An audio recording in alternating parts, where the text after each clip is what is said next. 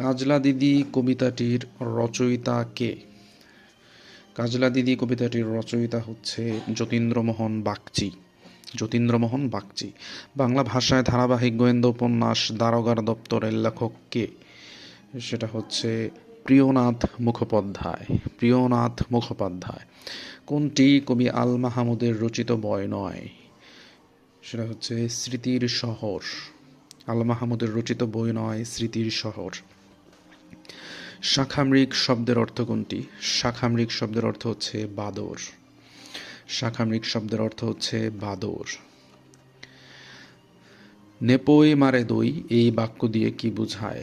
নেপোয় মারে দই বাক্যটি দিয়ে বোঝায় হচ্ছে ধূর্ত। ধূর্ত।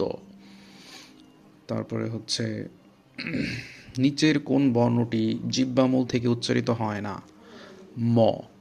নিচের কোন বর্ণটি জিহ্বামূল থেকে উচ্চারিত হয় না? সেটা হচ্ছে ম।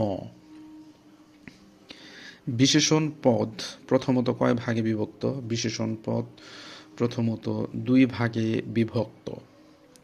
দুইটি ভাগে বিভক্ত। নিষিদ্ধ লোবান উপন্যাসটির লেখককে? সেটি হচ্ছে সৈয়দ শামসুল হক।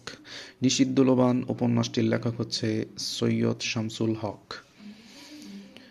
বাংলা একাডেমি আধুনিক বাংলা অভিধানে অন্তস্থ অ এর পরের বর্ণ কোনটি? সেটি হচ্ছে অন্তস্থ র। অন্তস্থ র হচ্ছে অন্তস্থ অ এর পরের বর্ণ। বাংলা সাহিত্যে প্রথম উপন্যাস কোনটি? সেটি হচ্ছে আলালের ঘরের দুলাল। বাংলা সাহিত্যে প্রথম উপন্যাস আলালের ঘরের দুলাল। সঠিক বানান নির্ণয় করুন। সঠিক বানান হচ্ছে 4 নাম্বারটা স্বায়ত্ত শাসন। স্বায়ত্ত শাসন। সঠিক বানান নির্ণয় করুন। কোনটা হবে? আনুষঙ্গিক।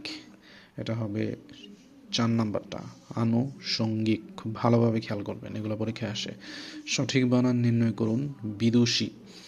2 নাম্বারটা হবে বিদুষী।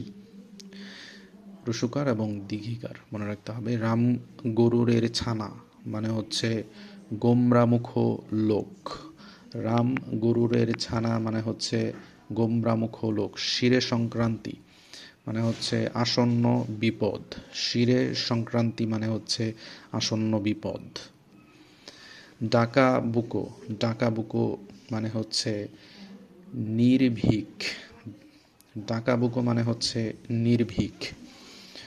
ডাকা বুকো মানে হচ্ছে নির্ভীক। হাত ভারী এটা মানে হচ্ছে কৃপণ।